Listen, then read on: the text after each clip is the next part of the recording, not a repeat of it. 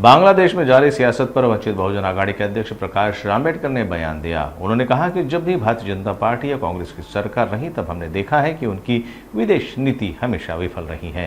बांग्लादेश की आज़ादी में भारत ने बहुत बड़ा योगदान दिया है। बांग्लादेश की जनता भारत के साथ है। अगर हम यह इनपुट नहीं दे सकते कि लोग बांग्लादेश की सरकार के खिलाफ जा रहे हैं तो यह भारत की विदेश नीति का दुर्भाग्य है। भारताची आणि विशेष करून भारतीय जनता पक्ष ज्या वेळेस सरकारमध्ये आलेला आहे किंवा काँग्रेसच्या वेळेस सुद्धा असताना आपण बघितलं यांची फॉरेन पॉलिसी नेहमीच फेल्युअर राहिलेली अशी परिस्थिती आहे। आपल्याला फेवरेबल असणारं गव्हर्नमेंट शांत राहायचं, आपल्या भारताला फेवरेबल असलेलं गव्हर्नमेंट याला वाचवण्याच्या संदर्भात जे काही इनपुट्स द्यावे लागतात ते इनपुट्स माझ्या अंदाजाने हे सरकार पुरवत नाही अशी असणारी परिस्थिती आहे।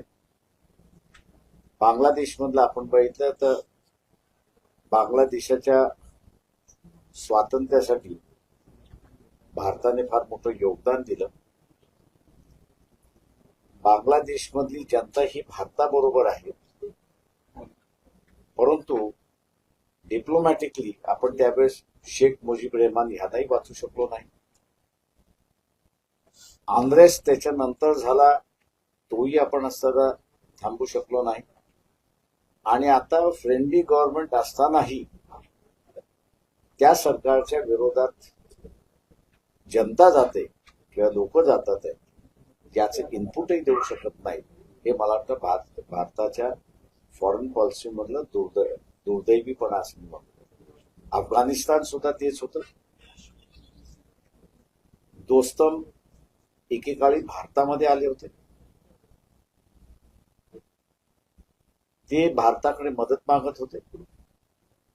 त्यावेळेस काँग्रेसचं गव्हर्नमेंट होतं, अटल बिहारी वाजपेयींचं सुद्धा गव्हर्नमेंट होते, त्याही वेळेस ते आले होते, पण आपण दोस्तम यांनाही मदत त्या ठिकाणी करू शकलेलो नाही।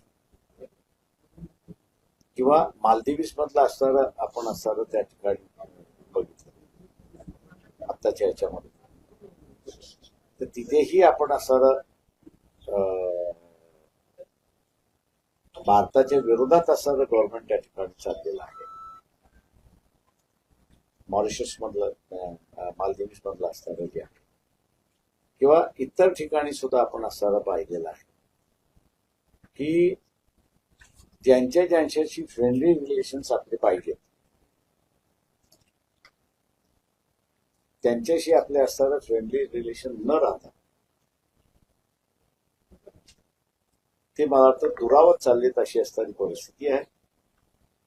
बर्माचं एक उदाहरण आपल्याकडे, म्हणजे म्यानमारचं आपल्याकडे उदाहरण, श्रीलंकेचं आपल्याकडे उदाहरण आहे आणि मिडल ईस्ट मधल्या असणाऱ्या अनेक कंट्रीज जिथे भारतीय काम करतात तिथलंही असं आहे। मला वाटतं याची असणारी चर्चा खुलेआम या ठिकाणी व्हायला पाहिजे की इंटेलिजन्स फेल्युअर आहे का, की इंटेलिजन्स आलेल्या ह्याच्यावरती मिनिस्ट्री ऍक्ट करू शकली नाही याचं फेल्युअर आहे का, याचा कुठेतरी असणारा आढावा घेणं इथे गरजेचं असून त्या ठिकाणी मानतोय। आणि मेन ऑपोजिशन पार्टी जी आहे काँग्रेस पार्टी, त्यांनी हा मुद्दा डिबेटला आणला पाहिजे, उचलला पाहिजे अशी मी त्यांच्याकडून अपेक्षा करतो।